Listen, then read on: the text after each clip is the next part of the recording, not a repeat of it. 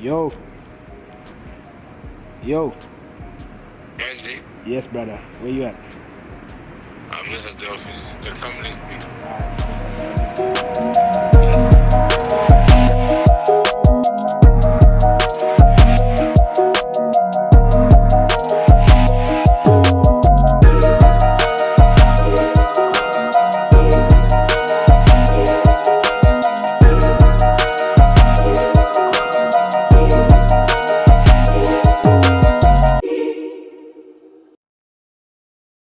A dream without action is a ghost town but not killer. Come on, boys.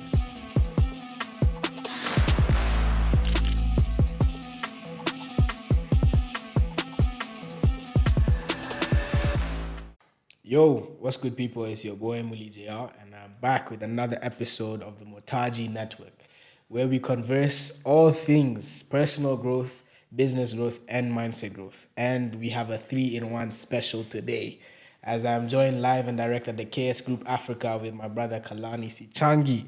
If you don't know, you will know by the end of the episode who I am with. And, brother, honestly, there's few people that I actually can give their flowers in this Nairobi that we live in. And anytime I'm around you or around the office, I just get so inspired, brother. Like there's levels to it. You remind me that there's levels to this life. You think you're doing something, you think you're on the path of something, but then there's someone else who's gliding, who's way beyond what you're up to. But without further ado, I wanna give these guys an intro of who you are, what KS Group Africa is. Consultancy, financial investors, technology, entertainment. You have the Tukutane thing, and that I can say is an industry disruptor. Your event company is one of the most disruptive movements that Nairobi has seen. I mean, we started off you guys doing Nonso Amadi headliner in 2019. I don't know if you remember. Just jog your memory. You did Tressa at Spaso when Spaso was a serious thing. Yeah. In 2021, you did Heavy K. Yeah. Heavy Drum Boss 2021 sold out the whole event. You did Western 2022, Prince KB as well 2022. You had Thames, but then there was a bit of a fallout there. Back and forth, yeah. Yeah, that was 2022 as well. You had Musa Keys, serious guy as well, October 2023. Scorpion Kings, which was just recent. That's me 12. Yeah. Yeah, DJ Mafarisa and Kabza Desmo. And you guys hired 300 plus, creatives for that event. So already the accolades, the accomplishments you've done, in someone who's in their 20s. I didn't even deep that, bro. We are literally around the same age. Just the other couple of months, we've been having conversations, and I've just been like, people don't understand that you're a well of wisdom, and yeah, they may not see you the way I see you, but I said, nah, I have to get this guy in the studio. I have to get a podcast episode with you. But yeah, without further ado, I want to do a little icebreaker. Would you rather segment again? Let me know. These are questions that you can answer. If you don't want to answer, let me know. But let me start. So number 1, would you rather know the exact day you die or how you die, but never be able to change it? I think I would rather know the way in which I die. However, I think coming to terms with death is a major thing in anyone's life story. Like facing or realizing the finality of it all. It's something which I've faced. So I don't think any of it would faze me, even if I know the day or how. I'm good with both even. Like, let me know both. Like, give it to me. Like, I live every day like it's my last already. You heard it first, guys. Serious wisdom here. And second question, would you rather be forgotten by everyone you love or remembered for something terrible you did? I think forgotten by everyone I love. I think memory is an ego thing. Yeah. Elaborate. Memory is an ego thing in the sense of wanting to be remembered is something that would feed the part of a person that isn't the soul. You see, if I'm doing good for the sake of good, it's like I do a good deed and throw it in the ocean, whether I get recognition or not, it's fine. But for me, wanting to be remembered for doing something good is something that I want to take away from the virtue of it. I want to extract more value of it than the actual positive deed in itself. I don't know if you're getting it quite. Yeah. Okay, bet. Would you rather have the ability to time travel or teleport or read minds? Time travel. Okay. Time travel or teleport? Time travel. The reason being, transcending. There are theories that say the universe is happening all at once or simultaneously. So the ability to be both in the Past, present, future. to be in the past, present, and future, I think is more interesting to me. Teleporting might not be. There's already air travel. There's already sea travel. That doesn't really do much for me. It'll just take an extra hour or so. Yeah. And for reading minds, I don't think I want to know what other people are thinking because other humans are not as good as we'd hope them to be. So I think I'm fine with my one brain. I already overthink enough. I don't think I want other people's thoughts to accompany that. Yeah. Very well articulated. That's a very good answer. Would you rather host an event with your favorite artist or attend their private concert? Attend a private concert. Throwing your own event, you would not get to enjoy it. So even though it's my favorite artist, I know I wouldn't get to enjoy it. So that's from a selfish perspective. But from an enterprise perspective, I think especially because my favorite artists are quite big, I know I'd walk away with a lot of money. So it's, should I be selfish or should I give the experience to other people? Because also now I do know how to throw one hell of a party. Yeah, we've seen, brother. Okay, bet. Would you rather always have a perfect work-life balance or unlimited creativity? I know this is a very open-ended question for you. I don't think there's such a thing as work-life balance to begin with. And I shifted from work-life balance to my life's work. And I think I was having a conversation about this with you. Yeah. In that at the end of my life, there'll be a sum total of all my actions, whether personal, private, work-related. And I just hope at the end of it, I'm able to have a positive impact on people, enterprises, organizations. And at the end of it, it's a good life. So it's a positive sum total as opposed to negative. So I've given more to the world than taken from it.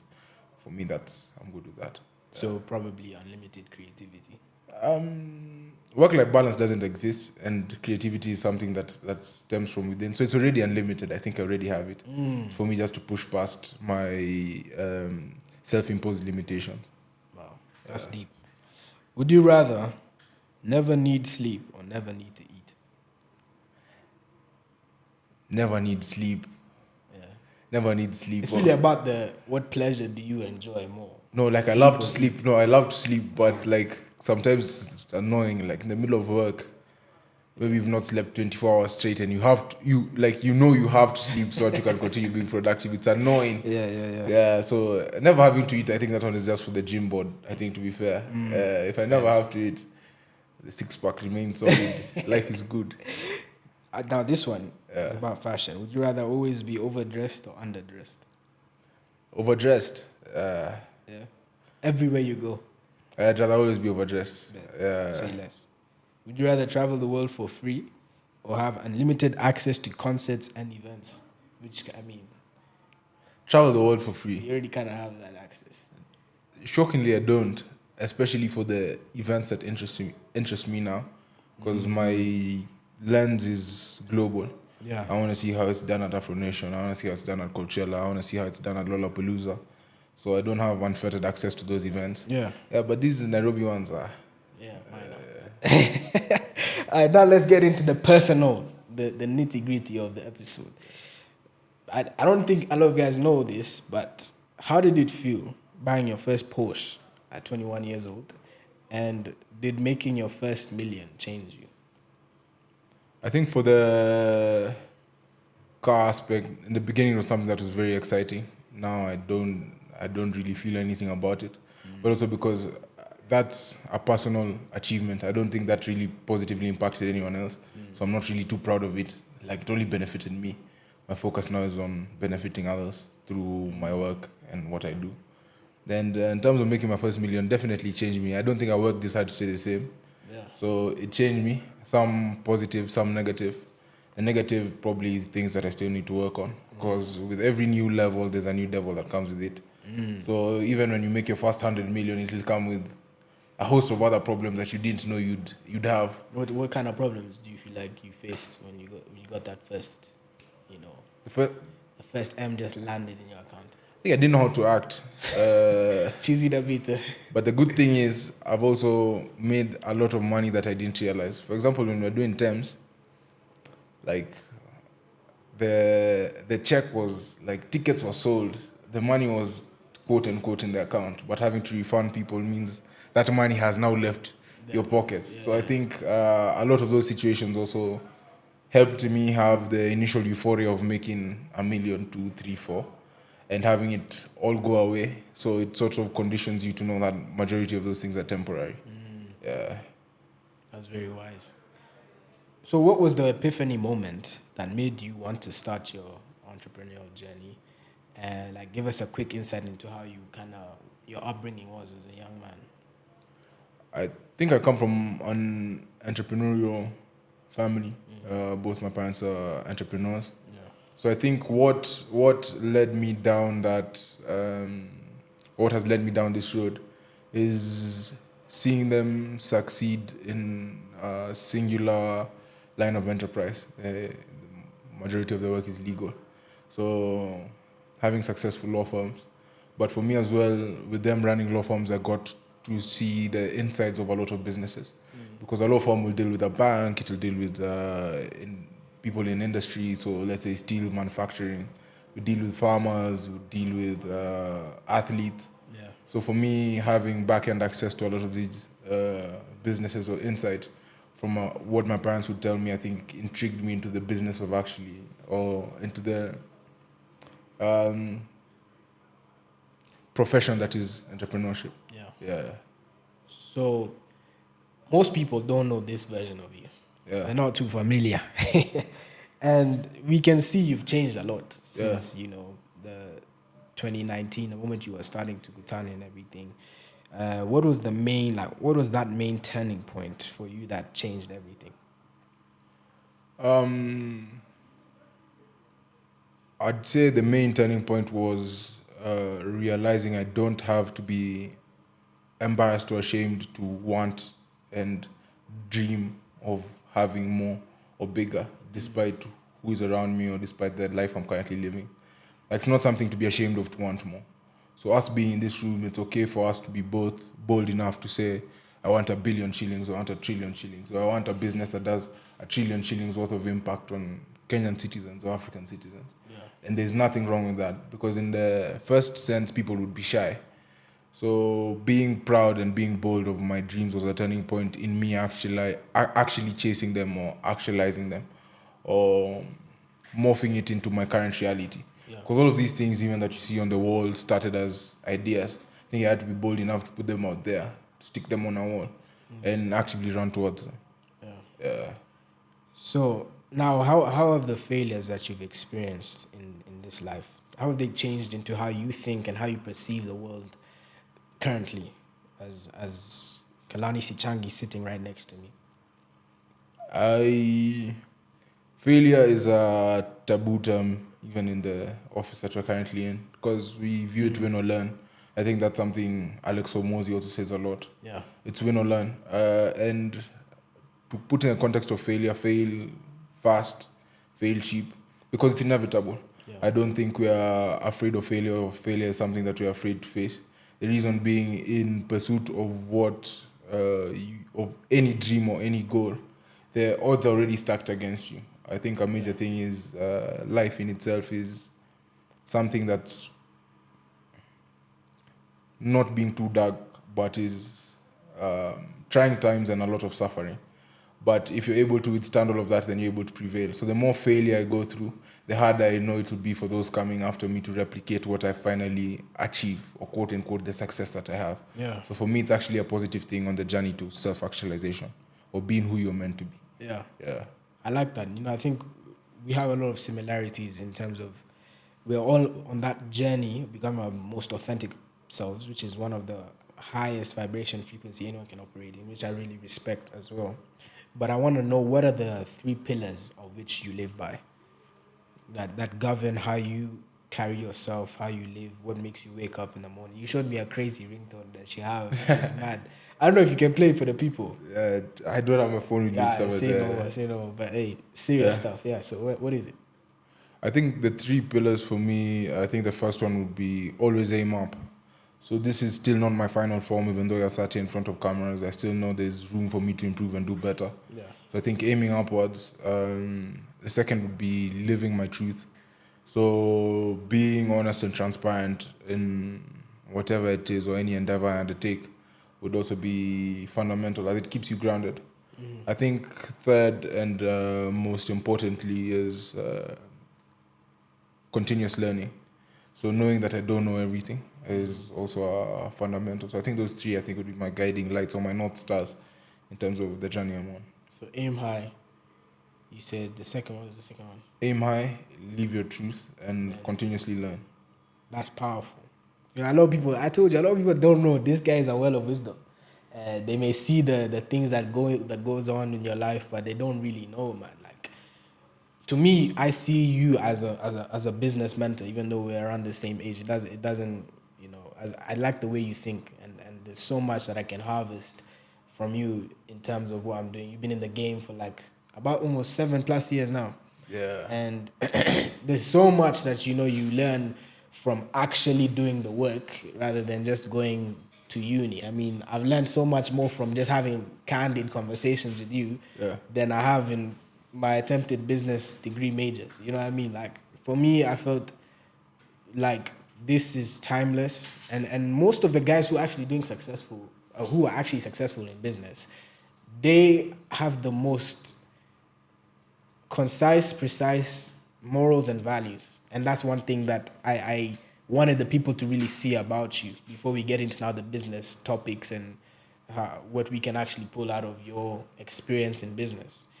But that's just something that I think many people wanted, that I think they needed to know before we get deeper. So now I want to ask you, what's the biggest challenge in organizing large scale entertainment events that you face? The largest challenge we have, I think, in the current market that we're in, because I feel like every market has its own challenge, is infrastructure. We don't have enough infrastructure to support the kind of entertainment we demand as a country or even a continent. Because you'd want to see Drake in Kenya, but we don't have a stadium that can hold Drake, even in terms of ticketing, bars, and bathrooms.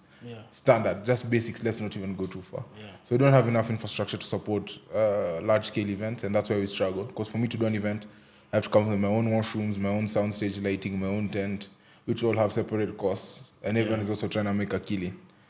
So I think that's the most difficult part at the moment. So how would you say, how important is your mindset in correlation to now building a business empire that you're doing? You have, I mean, there's the consultancy. It's not just events. You know, there's the Invisible Ink company you have as well. So what's your mindset like? What's the mindset you need to have in correlation to having all these businesses that you're running at the moment? I think I'd actually just focus on the word mindset itself and say it's multiple mindsets. I think what Bruce Lee says is like, be like water. You can't assume one hard form and expect it to carry you through all possible situations that you face in one business, let alone 8, 9, 10, 11, 12. Yeah. So for you, at an individual level, how do I apply the necessary mindset to overcome the situation or the problem faced in front of me? Because a lot of this is problem solving. I solve for someone a very unique or particular problem or need, and they give me cash in return. Value for value. Yeah, value for value. So when I need to be shrewd, how do I apply a shrewd or frugal mindset? When I need to be I need to be generous in my business, how do I apply a mindset that allows me to be generous? Because it doesn't apply in all situations. Yeah. If a customer is feeling shafted, I can't then apply a frugal or shrewd mindset to deal with that situation. I have to be generous and probably, if they're in regular, upgrade them to VIP. Yeah, but as well, on the bottom line, when I'm negotiating with a supplier, I have to be shrewd because I know I have to keep my costs down. So that if a customer feels slighted, I have value left to give on that end. Yeah. Yeah, so it's balance. Well, that's profound. I like what you said about being shrewd versus generous because it's in correlation to what I've been learning about abundance versus scarcity. Yeah. I think a problem in which so many Kenyans have is they choose to wake up in the morning seeing only the negatives in this life. You wake up, oh, they're complaining about this, they're complaining about that. And I mean, based on the universal laws that I know, because when you become spiritual, there's certain spiritual laws that rule and govern the world beyond what we think we can see. Like right now, we're in this room because of the law of gravity. Yet we can't tangibly see it, but it's here. And so there's way more laws that govern how we function. And I think one of them is the law of vibrations. And not to go deep into that, but I want to kind of pick your mind concerning how can you really find the balance between being truly abundant, because abundant, you have that perspective of I am not in lack, like I don't actually lack anything. And it can be tough because let's not say tough, it can be, you can come across as crazy because you were so free going, and that's kind of like my problem. Like I feel like I give to a point where sometimes I'm like, hey, okay, I've given all of my resources in terms of like the people around me investing into certain things. And so now, how can you still remain in an abundant mindset state without, yes, you need those moments to be frugal. But how can you stay in that abundant state without tending to dabble into scarcity, if you get what I mean? Yeah. I think I'd reference Chinese wall. So there's a very clear difference between my business and myself. So you find any place I show up as myself at an individual level, I'm generous and I'm kind. But anywhere where I show up as my business or as a representative of my business, then I'm very shrewd and frugal. And that balance has to be maintained for both of the individual entities to achieve their purpose. Because from an individual perspective, as Sichangi, I want to be as kind, as generous, as giving as possible. Yeah. But also in my KS Group Africa business, I want it to be as successful and flourish and prosper. I won't have any to give as Sichangi if I'm generous on my business, and I won't have any.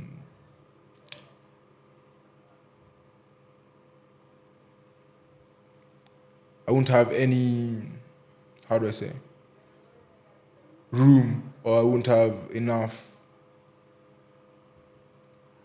space within me to summon the frugality that's needed in business if I'm not generous on the other side. Because it also takes a lot of you.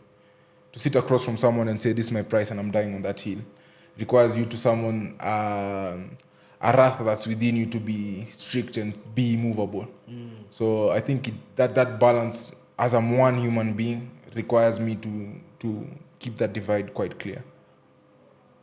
How important is knowing your worth and your current value and distinctifying the two? How important is it when it comes to business and also comes to you as an individual? You invest in personal brands, you invest in entrepreneurs. How important is it if, let's say, an entrepreneur says, yo, I'm worth 1.5 million per, let's say, shoot or per product or project we have together. I'm worth 1.5. That's what they say. And as you said, they're rooted and firm in it. But then their current value is not worth the money that they're asking for. How do you distinctify? How do you navigate those waters? The good thing about business is the market is eventually decides it's demand and supply. For me, I actually don't have too much to do apart from read the market. So if I know I'm able to do my calculations and the return on investment of, let's say, this person at 1.5 million is justified by the market itself, knowing there's enough demand for the product, good, let's reach at 1.5 million. The market says you aren't worth 1.5 million. There's no way that I'm entering that transaction because there's no return on investment. Yeah, so it's quite simple. It's actually not me who discerns. It's a market that will discern. It's just the same way there's a certain amount you're willing to pay for certain artists. If it was to bring Drake, perhaps you'd pay 5,000. If I was to bring someone else, perhaps we'd only pay 1,000. Yeah. So that's a differentiating factor between what Drake would charge me and what this other person would charge me. Yeah. So now that leads me to my next question. If you could host an event with any artist that's alive or dead, who would it be and why? Alive or dead. Funny enough, the artist I'd most like to host a show with, I don't think many would believe my answer, but Billie Eilish. Oh, Yeah. why? That's just a personal thing. I think for me, Billie Eilish and the brother Phineas are musical geniuses. And for me, I'm a fan of music in itself. So from composition and everything of the sort, I think that's what I'd go with. I think she lost me when she started going into the devil stuff, bro. For me- that one, just like, what on earth is going on? I feel like now you kind of understand when someone blows up in Hollywood, it's a matter of time until they reveal what was the source behind them blowing up. 'Cause I think, bro, as we talk here about business and we talk about, being someone who's growing in the authentic selves, truthfully getting money by truthful means, and there's another side of things where people are actually doing crazy stuff to be able to be in a position such as yourself, because we all know hard work does not equal success. That's just the reality of stuff. I know a lot of people think of that and think it's true, but it's not. I mean, there's countless of people who, bro, 16-hour plus shifts daily, they've never seen the money you have in your account today, and they will never. And you have to ask yourself, why? There's some people in the other side of the world where they only work 2 hours a day, yet they're swimming in money. Yeah. And so I feel like there is that side of things where people are doing gruesome things, and this is not to say that's what Billie Eilish is doing, but it's like you never really know what people will do to achieve the things that they want to achieve, I agree with you fully, but I'm also of the school of thought. If you are too harsh or too critical of the external world, you can find yourself leaning towards being antisocial. So for me, what I apply in such perspectives is for me and my house. Okay. Yeah. So for me as an individual, what are my principles? What are my values? And what do I believe? And I don't let it be impeded by other people's actions or thoughts or the paths they've chosen to take. I don't know if, Yeah, for of me, course. myself, and my house. To each their own. Yeah. Okay, makes sense. So now, what do you feel like? What do you believe is the most important factor in creating a memorable event experience for people and for your guests? Because we've seen what Tukutane has done. We've seen what you guys have been able to do throughout the years. But what is it for you? I think community is probably the number one factor, in that people want to enjoy themselves with their friends, their family, their peers, their companions. So if you're able to create an enabling environment for a sense of community and togetherness, that is when your events or your gatherings will flourish. And it stems even from the name itself, Tukutane. It means let's meet. So how do you create an enabling environment for people to meet as peers, companions, lovers, friends, whatever it may be? Yeah. I think I know that you're a man who definitely works not for the next year, but works for 10 years ahead. Yeah. So if you'd be able to give us an insight, where do you see Tukutane going in the next 5-10 years? I mean, Tukutane will be revolutionary in the next 1, 2, 3, 4, 5 years. Yeah. And using the group infrastructure that we've set up at KS Group Africa for all our subsidiaries, I think by year 10, if not earlier, we are going global. So I think for the next few years, we'll be doing KS Group Africa. And after that, it'll be probably KS Group Global or something of the sort. Jeez. That's big. I've seen you have crazy partnerships with so many different brands and stuff. And I'm like, what you're big on systems. Yeah. I know that's something you preach on and you've talked a lot about. Yeah. What are the importance of setting systems in check for you to be able to now enter into a meeting with a brand you do really want to partner with and actually be successful in that? What are your systems? What have you set in check for your KS Group Africa that creates such crazy partnerships and sponsorships for you guys? I think from our perspective is almost to imagine or articulate every possible scenario that might occur and to have an adequate plan for it. Because if you have no clear structure, system, or process of creating the value, then what you're doing is consistently based off luck. So for us, we find a way to consistently create value through a system, process, and structure, and we rinse and repeat, constantly iterating using the Japanese model Kaizen, make it 1% better every day, and iterate on that value addition process, system, structure, and that's what enables us to show up in rooms with other corporates confidently, because we are 100% certain of what we are doing will generate results. And if not, and any issue arises, we are committed to finding a solution, because we've already pictured a plethora or multitude of scenarios in which then we can adjust and take the right course of action. Yeah. So with Thames, I wanna kind of go there. What transpired behind the scenes? Because obviously Thames is a global artist. Yeah. The fact that you guys were even, you got her on board, and then kind of things fizzled out. What was the behind the scenes? Give people an insight into what really happened. I think first I must say and put out quite clearly, Thames is an amazing artist, one of the greatest talents we have on the African continent, and should be cherished as such. Yeah. For us, there's no bad blood, but everything we believe happens for a reason.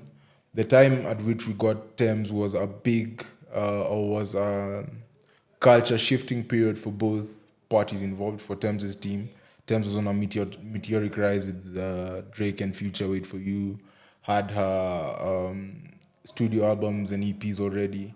For us as Tukutane, as you're saying, we had done Heavy K, we had done Tresor, we had done Nonso Amadi in partnership with Beatty. Puka and the likes. So for us, I don't believe both parties were quite prepared for the union to manifest itself. But hopefully in the near future, we'll be able to see Tukutane and Thames do something together again. Let the people know, man. People are going crazy for that day. On the last question, in terms of business, how do you really measure the success of an event? I think customer feedback is the number one metric. So while our attendees and our customers and the people in the Tukutane community happy, that would be the number one measure. Probably two would come to now our revenue and profit objectives, because we may be revenue generating and profitable today, but if first our customers are not happy, then we won't be revenue generating and profitable tomorrow, which is more important. Man for the people, by the people.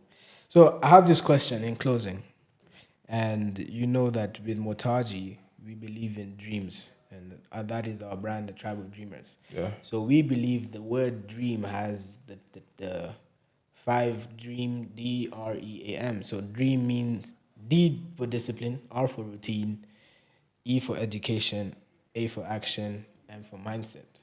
So I'll ask you, what's your current dream in life at the moment?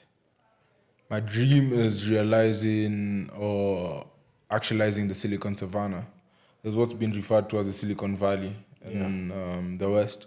For us, I believe there's a lot of untapped potential in Africa and Nairobi at that. So mine is realizing the dream of the Silicon Savannah, because it's a dream that our forefathers have had. Even some of my mentors were the first to actualize financial technology companies, were the first to actualize startups in agri-tech, startups in real estate. So how do I take it a step further in realizing the dream of the Silicon Savannah, and hopefully those who come after me will carry the same baton and one day get to live that dream. So what are the actionable steps you're taking towards that? Because that's a massive, that's a legacy type of plan you have right there. I've never even heard of Silicon Savannah. Yeah, that's new to me. I think the actionable step or the most vital step we're taking is utilizing first principle thinking. So is what we're doing fit for the African continent? Is what we're doing fit for the African dream and the African purpose? So thinking with an African perspective first before utilizing an external mindset is what is most important, because I'm not building Tukutane to service Europeans in Europe. I'm building Tukutane to service Kenyans in Kenya, Africans in Africa, and that we're able to do things that are fit for purpose and last and serve our customers for a lasting period of time. And that's how great businesses are built. Yeah. They're satisfying stakeholders and customers. Wow. That has been a very potent episode. And unfortunately, we have hit our time limit. But, brother, it has been actually a very great privilege of mine to have you as our second guest on the episode of the Mwotaji Network. So, hey, if you guys want to find out where you can find my brother Sichangi, you know, your Instagram will shout you out on the bio. And please let us know what you feel like we should be continuously doing. Again, as we've heard from him, it's all about the people.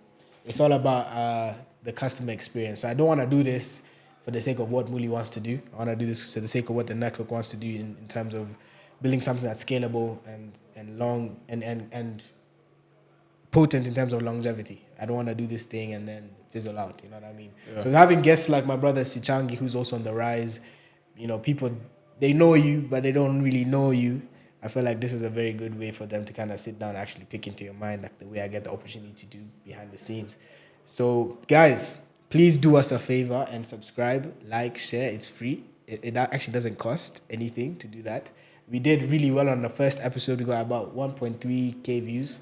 A lot of people loved it. So hopefully we can keep that trajectory going forward with you guys' help. Please, if you guys enjoyed this episode, let us know in the comments. Also, if you have any ideas on what you'd like to see, please let me know. I'm very open. But Sichangi, thank you for being here, brother. And thanks to you as well. I mean, I have to give you your flowers in what you're setting up with Mwotaji, going after your dreams and living it day to day. It's not very many people who have the courage to do what you're doing, and you deserve your flowers as well. So hopefully you'll see the Tukutane or the KS Group African Mwotaji collab coming. Heavy that. pack. Stay tuned. Say that, brother, bro. Appreciate it, man. Thank you for being here. Thank you for having. I mean, you guys, I've loved this conversation, truthfully. So yeah, it's been your boy Muli JR. Thank you for tuning in. Love and guidance. Peace. A dream without action is a ghost town not taken. Come on, boys.